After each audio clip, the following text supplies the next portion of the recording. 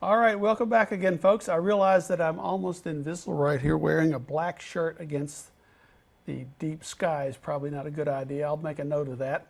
Welcome back. We've talked about some techniques and skills that we need in order to go into the lab, and I hope that's gone okay. I know it's a lot of stuff to figure out, but it's time now to put that to work, and we're going to do a thing called the Pendulum Lab here. Before I get into that lab, I want to point out to you something. I don't think that when I made the recording where we looked at the lab guide video and lab activity, I don't think I had this second announcement here. If I remember correctly, so I want to make sure that you're aware of this. There will be a small number of lab questions on many of your tests, not even all your tests. But for example, in the test coming up, I will probably ask you a question or two about general lab stuff, such as the things that were in that in your lab guide thing that you just now worked on. You had some drag and drop questions and things of that nature. Some of those big ideas I'll tend to throw into a test from time to time. And your labs count 15% of your grade, but some things that you learn from your labs count even more of your grade. They appear on the test, but also they help you understand things. At least that's what the goal is. And so hopefully that works out. So that's all we have to say about that. Now, what we want to do is we want to have a look at where we will go to see most of the labs in this course, and this is a place called WebAssign. And WebAssign is one of the very first companies, I guess, that was actually started at North Carolina State University. They started building this thing, and then they kind of got together with some other people and made it into kind of a big business. It's been around for a long time, and they were one of the earliest outfits that built automatic homework grading systems. And when our labs came along, they contacted us. Actually, we had a funny thing happen. We were using their homework system where you can build your own homework questions, and we were just experimenting with it to see if we could build a lab into their system. And I don't know if you all were around when they had this Clippy guy in Windows. People hated Clippy. Would pop up and say, "It looks like you're trying to write a business letter. Let me help you." And people hated this guy. Well, we got kind of a Clippy email from them saying, "Hey, it looks like you're trying to write a lab. Why don't you let us help you?" And so anyway, the result of this is that a huge number of our labs are at WebAssign, and you will be doing most of your lab work there, using something that they and I spent a lot of time in the last couple of years working on. And I think that you'll find it works out relatively smoothly. So we're going to have a look at that today. By the way, I want you to get in your notebooks, you have the lab documentation for the Pendulum Lab, which we're going to be talking about now. So please get that out so you'll have it ready when the time comes. So without further ado, WebAssign is at WebAssign, WEBASSIGN.net. You don't see that .net very often. And if you go there, you'll come to a page right before this one where you log in, and I might as well log out and have a look at that. So you'll be right here. And once you've done this once, it will remember your institution name, and your institution name is kt.ky. That's the thing there in the middle. And that's a very strange looking username, and I'll tell you about your usernames in a minute. Now, hopefully I got that right. Now, here's what the deal is. This is actually a bogus account I have right here that I use when I'm doing things like this. And you will be automatically signed up for this. This isn't like the virtual physics labs site where you had to do that whole sign up process. I will sign you up for this lab, and the original username and password that you were given when you started this course will be what I assign you as your username and password.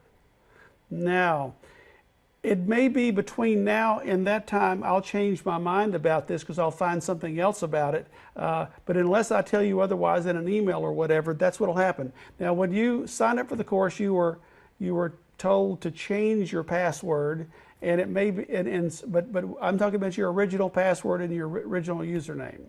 And again, I may change this And if so, I'll let you know. But all you have to know is what they are, and then you can do this, and that'll be what and that's all you'll have to do.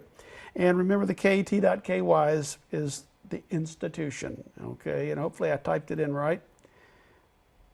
Okay, now this is kind of the place you start. You notice it has, this is Matt Duncan, I may have mentioned before, that's my son. If you Google Matt Duncan, you'll be kind of amazed at what you see. He's a musician and he's kind of all over the place. But anyway, he's always been in my classes. And anyway, there's his username, and the password is, you can't see. There's not a lot more to do here. You'll find that there is, the communication area here. If you click on communication, it'll say that there are no messages for me or for him or whatever. And you will find that if you start a communication with me in the lab, that you'll see messages appearing in there. And once we get, if I can remember it, once we get in the middle of this, I will show you how that works. As a matter of fact, let me go ahead and pick the Pendulum Lab before I forget it. So I clicked on the Pendulum Lab, and it's loading slowly. Now, so before we go any further, look over here. It says Ask Your Teacher. And if you click on Ask Your Teacher, it knows you don't have to even know who I am. Because I'm running this thing, I am automatically your teacher. And so you can submit a question to me through this system. And when you do that, I'll answer it from the system, but I'll be contacted by email that I have a question from you, and I'll answer it and all that. And you need to tell me I'm working on section 1.3 or something like that, and here's what my question is, just like you do in your homework, and I'll be glad to help you out. So that's a kind of a nice way of asking questions about the lab. Okay, now I believe that you get emails just like I do. Anyway, that was what I was puzzling over. Okay, so that's the way you can go about that. Okay, at the top of this thing that you're seeing here is called the InLab. I don't know why they call it that, INLAB. And this is a place where you'll be submitting your answers. But another thing will happen. Notice here at the top of this thing they call the simulation, there's Pendulum Apparatus and VPL Grapher. If you click on the grapher, it will now load that in another tab. And if I go back here and click on the apparatus, it'll load it in another tab. So we have the InLab, the graphing program, and the Pendulum Lab and the graphing program. So they're just all there. You can jump back and forth between them. And that's how you navigate those things. And of course, and so the fourth thing that you had, as I mentioned before, is you need to have that PDF copy of the lab. And here's what's important about it. It is your guide through this stuff. The InLab won't tell you what to do, or it'll just tell you, it'll give you some vague idea of what to do, but it is mainly just a place to put your answers.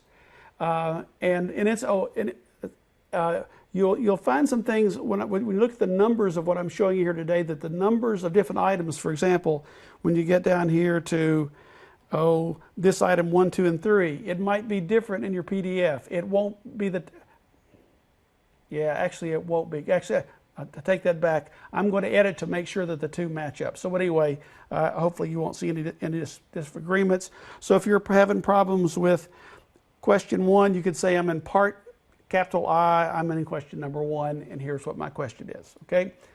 So that's the deal about that. Okay, now the pendulum. Why do we want to study a pendulum? Well, pendulum is a nice studyable thing.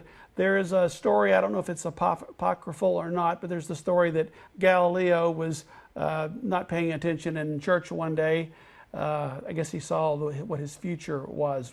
Anyway, he was just pondering the various chandeliers. And I don't know if you've been in these gigantic churches in Europe, but some of them just go way up high, and they're long, long, long chandeliers that'll be swinging really, really slowly there. And there are other ones where parts of the building are shorter, and if there's a wind or whatever, the pendulum will move at a different speed. And he was pondering, what's going on here? Why do they go at different speeds or different periods? And of course, he was off to the races because he was that kind of guy who wanted to figure it all out. And so he was one of the first people to figure out the relationship between the period of a pendulum and the various properties of a pendulum that might control it.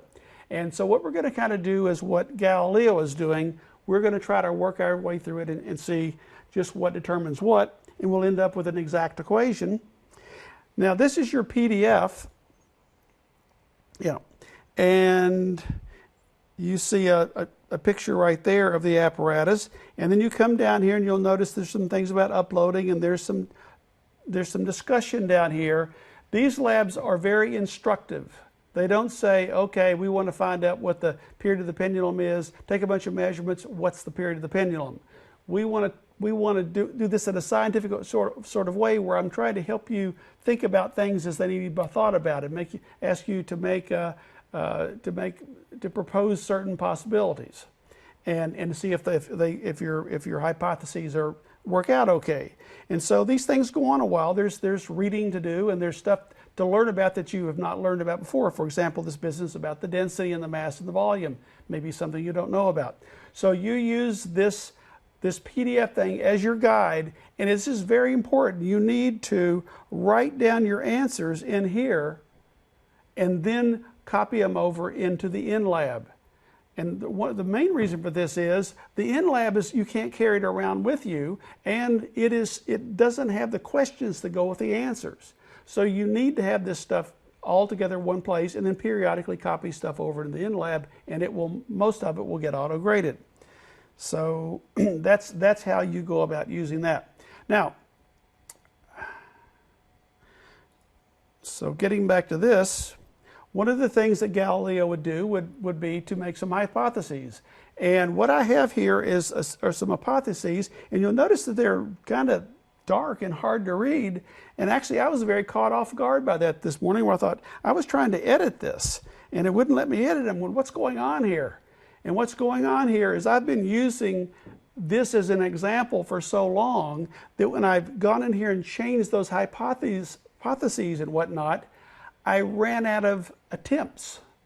And that is, you can answer these things multiple times, but not an unlimited number of times. You get too many. You actually get 10 tries for every single question. More on that in a few minutes, because there's something very quirky about this you need to know about. But you get 10 tries at each answer. And as it turns out, I just happened to run out of tries, and so it's locked down here. It's changed to be this color. I'd never seen that before. Didn't know what it looked like because it had never happened. Okay, so I ask you here, and if you look in your print copy, you'll see that, up here I ask you to propose 4 different possibilities about how the period might depend on something. And I tell you what do you think that might affect the period of the pendulum? Suggest at least 3 possibilities. State these choices as hypotheses using direct or inverse proportions. Okay, all right. Now, I have some hypotheses down here. What it's made of is an answer, and I probably copied that from somebody's paper. Is that a correct answer? There's no way that's a correct answer. Now, what it's made out of might be important, but that is not what the question asks. It asks you to suggest the hypotheses. And you would say, I think that the period of the pendulum it depends directly on, and then say something specific about it, like its mass or its density or whatever. But what it's made of doesn't really mean anything to us. The period of the pendulum will be inversely proportional to the square of the mass. That's an okay answer here. You can't get this wrong. Well, you can just be annoying or something, but I'm not expecting you to know the right answer here. You're making a hypothesis. Okay, now let's see here. Okay, what I wanted to go on to do now is to look at a couple of these numeric problems, and I'm going to do the third one first, for obviously I want to do that. Did I say something snarky the other day about there is such thing as a stupid question? I think I did. I don't know, there are questions that you're supposed to know the answer, and it would be a really good idea if you would try to figure out the answers. For example, this one right here. I find over and over and over again that people will write me and ask me because they cannot get the answer right for the length of the pendulum. And if you look at this, the length of the pendulum is measured from the top end of the moving part of the string, the point of attachment, point 1 in the figure, down to the center of the bob, point 2. And I find people measuring any other distance that you might think of to measure. For example, they'll measure from point 1 to the top end of this bob, the circle, or to the bottom end. Now, that's not a stupid question. It's just like you shouldn't have to ask that question because it's just right there. And what I'm trying to say is you really do need to read this stuff. And I'm not trying to be a hard case. I'm actually being a hard case to some old guy back in the past. And you just happen to be here when I'm talking about it. So I'm sure you won't do that. Anyway, the point is you need to read this stuff and see what's going on. This is a tricky issue. I mean, how should you know it goes to the middle? Okay, as a matter of fact, if you're a calculus student, you think, that probably might not be exactly true. For example, it might matter how long the thing is, and it actually does. But anyway, for our purposes here, it's from this tie-off point down to here. Now, what's it with the tie-off point? Well, let's just look at our apparatus. If I pull the pendulum over here, notice how the string wraps around a little spool here, and it goes through a little slot. And then when you start it, it swings back and forth. And the only part of this string that actually is a part of the pendulum, that is the thing with a periodic motion, is the part from right up here at the slot down here to the bob. And as it turns out, we want to go to the center of mass, which is the center of the bob. Okay? How are you supposed to answer that question? Now, by the way, I'll just show you a little trick about this. If you click on this little knob here, the pendulum will go straight up and down, and it'll also stop. So catching it is like the crazy business when I was trying to catch the mass on the spring the other day. It's very hard to do, but that will bring you nice and straight. And we have a measuring tape, and it's just like the one in your garage. You just grab it and pull it down like so, okay? Except it's better than the one in your garage. Okay, first of all, it automatically zeroes in on the end, which is probably not a bad habit for me to be teaching because you generally don't use the ends of a measuring device, but we're going to say that's 0 up there. And now what we want to say is, what is this length? The first thing you need to do is notice the units. They're centimeters, so that's 120 something centimeters. Okay, something else that the one in your garage doesn't do is zoom in.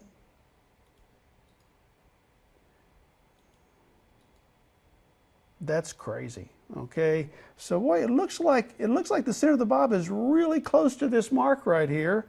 What is that mark a measure? What is it? What is that value? Is that 121 centimeters? Well, you can click on Show All to zoom all the way back out. I'll zoom in a little bit back into here.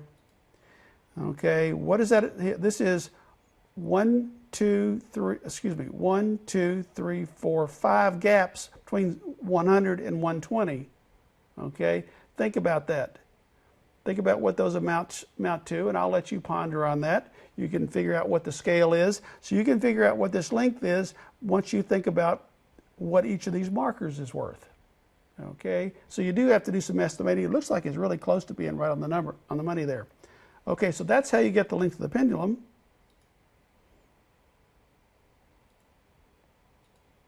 Okay. All right, why would you know the length of the pendulum? I would imagine you would suggest in your hypotheses that the length might make a difference. But what way? It might be directly or inversely proportional, or directly proportional to the square of something. Okay, you make your hypothesis and you see what happens. And then what are you going to do? Well, what you're going to do is you're going to measure the period of the pendulum a few times, and I'm going to turn off the measuring tape here, and you're going to start doing some measurements here of the time it takes. Now let's see if we, yeah, let me go ahead and go back to your tables here. When you get down to the point where you're going to do some measuring, let's see. We actually, where I tell you to measure, well, I think I'll skip on that because the measuring the length is way down the list there. But there will be a table where you will look at the length of it versus the period. So you'll measure the length, find out what the period is, then change the length with that little, knob there, and you get another bit of data, another bit of data. So you have a data table, and you will plot something versus something. Hopefully you won't do as bad a job of labeling your graphs as I did in the last little piece we did. That was quite spectacular. But anyway, you will be plotting a graph of the dependent versus the independent to see what kind of results you get. And maybe it's good, maybe it's not. And so that's how that works. Okay, now getting back here to what we're trying to work on.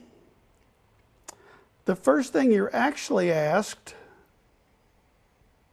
is to find the mass of the bob. If we go look at the lab, I'm kind of jumping all over the place here. In the lab here, it asks you to record the volume of the sphere. The volume of the sphere, how am I supposed to do that? How do you get the volume of the sphere? Have you ever seen a volume measurer? That'd be a weird thing. Actually, in that other thing that I kind of mangled the other day, when we were lowering a weight into the water and overflowing the water, that is one way of measuring the volume in a pretty direct sort of way. But that's about the only one I can think of that works that way. How would you find out what the volume of this mass is? Well, one thing that you're told in the lab docs is that these are spheres. We actually try to put gradients on these things so they look very spherical, but boy, when you get a graphing program to do that with a pendulum motion, it goes nuts. It does not like it. So we just kind of had a real simple flat gradient there, but those are all spherical. And that, given that you know they're spheres, you know that if you knew the radius or diameter, you could then find the volume. Okay, and let's see where that's going to be happening down here.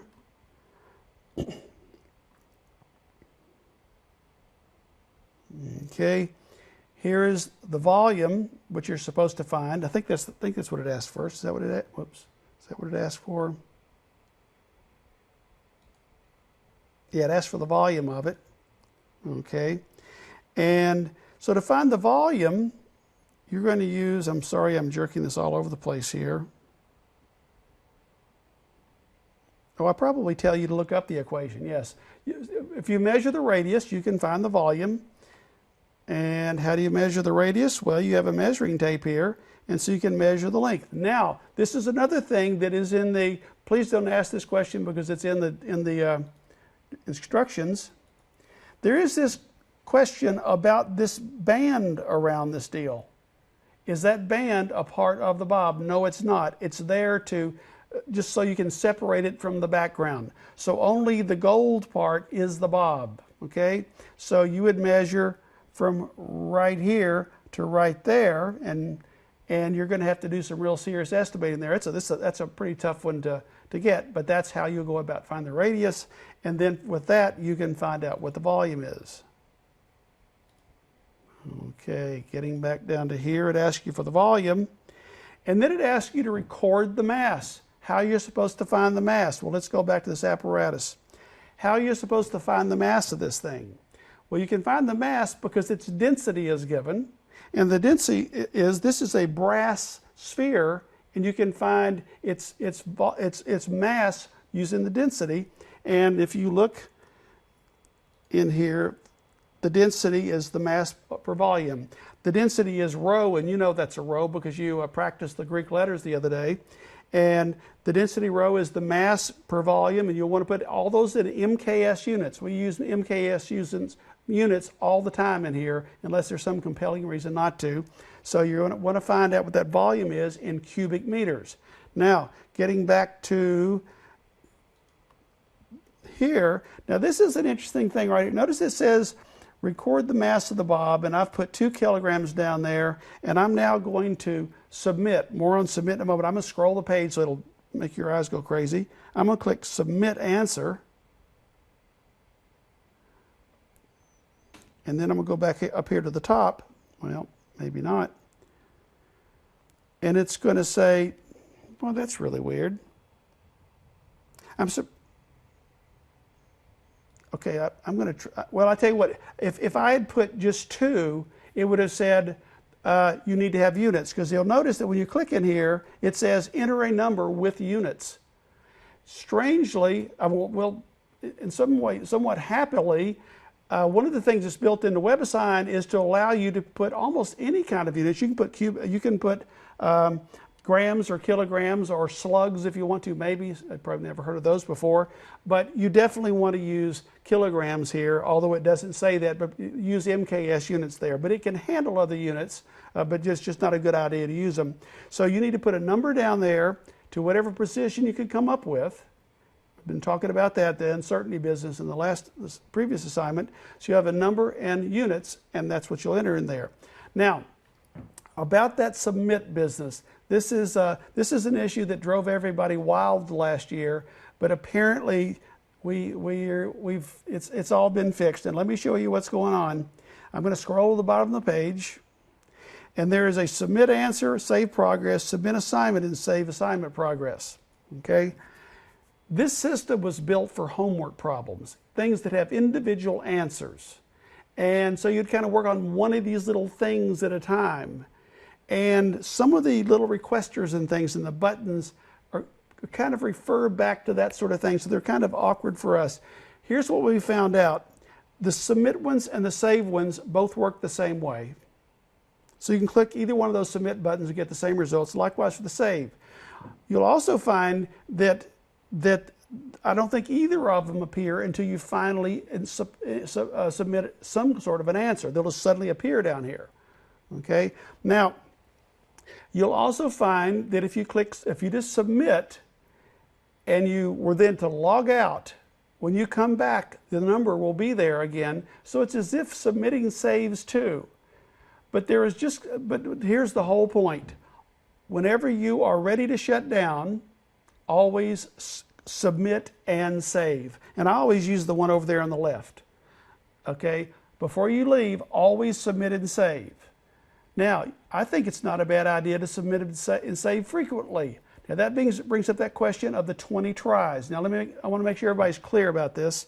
Let me go up here to the top. Okay. There's those numbers right there. Just a moment ago, those numbers are just like they were, and I clicked submit. Suppose right before that I had just entered those values, so I had no submits for those three numbers. If I click submit, cha-ching, it takes one of my submits for each one of those. Each one has its own 10. Okay. Then suppose I went down here and worked on this question for a while and clicked submit. Nothing happens about those. Submits are only used for you to say, hey, here's a new value that I have here, and I want you to check it. So if you have changed a value, it'll grade it, and it'll count a submit against you. And if you go back and forth between this, if you go 2 to 1 and 2 to 1, 2 to 1, it'll count one for each one of those. So anyway, you get 10 submits for each answer. A submit does not get counted unless a given answer has been changed, while you're working here since the last time you submitted. Hope that's clear to everybody. That is plenty. That's more than you need. Okay. All right. So that is the crazy submit dealy. Okay. Okay. All right. Okay. Now, here we have this thing about the period versus amplitude, and I don't have too much more to do here. We need to check this out, though. There's the thing about the period versus amplitude, and let me show you about it. What's the amplitude? Well, the amplitude is kind of a word that could be, when we were talking about the mass on the spring there, I talked about the amplitude. When the mass is here hanging still at the end of the spring, if I pull it down and release it, it'll go equal distances either side of that midpoint. And the distance either side of the midpoint is called its amplitude. The bigger that is, the greater its amplitude is. In things like light and sound, it determines the energy of the sound. Okay, but anyway, the amplitude is how far it is away from home. With this pendulum here, you can imagine what the amplitude might be. Right now is home. Okay, now the amplitude is how far it is away. Are we going to get into really serious trigonometry? No, we're not, because we're going to talk about an angular amplitude, and that's why we have the protractor down here. And so if you pull it up to here or down to there or whatever, can I make that? No. So when you pull it to one of these places here, you'll measure what the amplitude is. Okay, so this is about 40 degrees. And again, you can zoom in, and it's a little bit less, it's more difficult to measure because the string itself kind of covers over things. But so the amplitude is a little bit more than 40 degrees. Okay, and that's what you'll enter there. All right, and so you'll find the period for a number of swings, and then divide it by the divided by the period is just the total amount of time. But let me backtrack on that. Let me show you what I was trying to get at and not doing it very well. Okay. All right. The period is the time for one swing. So if you swing it back and forth 10 times, you'll divide by the number of swings and divide by 10. So you'll measure the period of time to go 10 times and divide by 10 and get this number here. Why do you do that? Where does the uncertainty in this experiment come in, other than the fact that there might be air resistance, which are hidden in this lab, okay? The uncertainty is in the starting and stopping of it. And since we have a little clicker thing at the beginning, actually there's not really any uncertainty there at all. The uncertainty is deciding when it's at the end of a swing. And by the way, a full swing is over and back. The period's the time to do everything once. So if it goes from here and back over to here, boom, that's one period it's taken. Here is 2 periods. The period is the time for one of those. Okay? So when it swings back over to here, you have to click to stop it. You're going to be plus or minus, what do you think? 0.2 of a second, 0.3 of a second. That is, but your coordination of clicking this thing when it appears to you to be still. Okay? Now, if you swing it for 2 times, okay, what happens to that, say, that 0.2 seconds? It's still the same thing. You're only off for that total amount of time by about 0.2 seconds.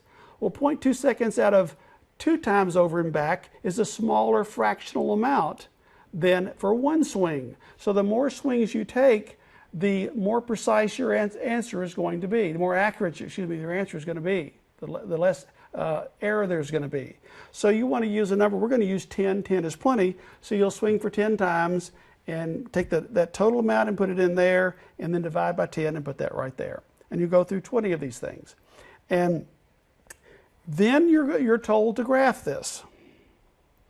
And there's kind of a punchline at the end of this lab about this, which you'll see when you get there. It's not a big deal. It's kind of cool though. You'll get all your data in here, and then you will go in here into the grapher program, and you'll plot something versus something, and I'll let you think about that. It's also in here, and you're going to make a graph of that, okay, based on this data that you have in here. Okay, then you're supposed to upload the graph. Okay, how does that work? Well, it works like this. And remember, I tell you to shrink these things down. Remember how we learned the previous deal to label them correctly, and then capture this, and then save it as something or other here. Let's call it image 1. And by the way, I've just since discovered that I'd forgotten we had updated this lab, so you don't have to put the .png on there. It actually does add that for you. So you can just put that, whatever you want to call it there. I think I probably suggest the name for it. Put that in there, and it's now been saved.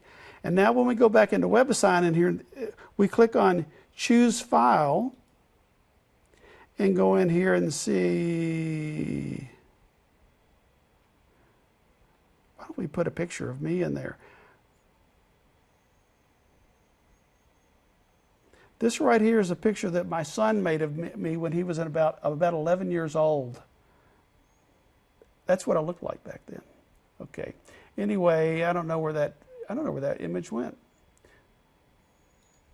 But anyway, wherever that image is, you would click on it.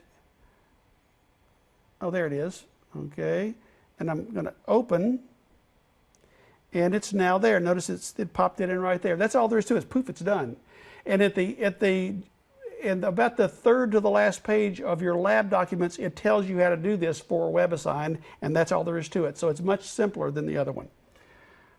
Okay, now there's one more thing that's really important before I actually quiet and let you get to work here.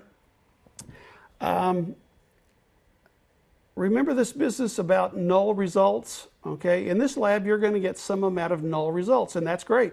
Okay, you've had some hypotheses, and I said, all right, so much for your hypotheses. These are the one I want you to check, and you're going to look at the period versus various things. Some of them will be null results. Okay, now there is something else that goes on in this lab that I want you to know about, because it's kind of important, and that is that when you're plotting these things, there's a tendency, if you do this on graph paper, when you see that these numbers are really large, you'll end up kind of measure, like for example, the numbers are like 150, and they're 150 and 151, 149.9 and stuff like that, you might say, oh, well, these are all just right around the same thing, around 150. So let's just start our graph at 140 and go up to 150 and 51, and then we can see this kind of thing dance around. Instead of starting at the bottom at 0 and go all the way up here, these things are just hardly changing at all. Okay, but that is what you want to do. You want your graph, your vertical axis, to start at 0. And at the end of this lab, I have a little essay about this that I tell you to read. A note about graph scaling. And this is what I'm talking about. If you plot the graph, if you choose to plot this thing starting at 23.1 being the lowest value for, I guess that's for the period, and goes up to 23.7, it'll dance around like this. But if you start from 0, which you should, you'll find that they look very much like they're just bouncing around the same amount, and it looks as if what? It looks as if the amplitude doesn't matter. Over here, it looks like the amplitude has some really complicated relationship here. The amplitude turns out to not be a factor. Now, you all have been subjected to this kind of graphing before, and you'll be looking for that in the upcoming, is there anything such thing as an upcoming election? It seems like there's always an upcoming election. But you'll see graphs in political coverage, particularly in people's advertisements, that's extremely misleading because they use this trick of making you look like there's a great big effect when there isn't. Because what they've done is they scale the graph in a very improper way. There really is no effect here, but it looks like there is one here. So it's important, and that's what this essay is about, and I show you how to do that. So make sure you start your graphs at 0, 0. I think that's all there is to do with this, and so what you need to do now is go ahead, get your PDF, put your numbers in there, copy them into the lab as you go back and forth along the way. When you're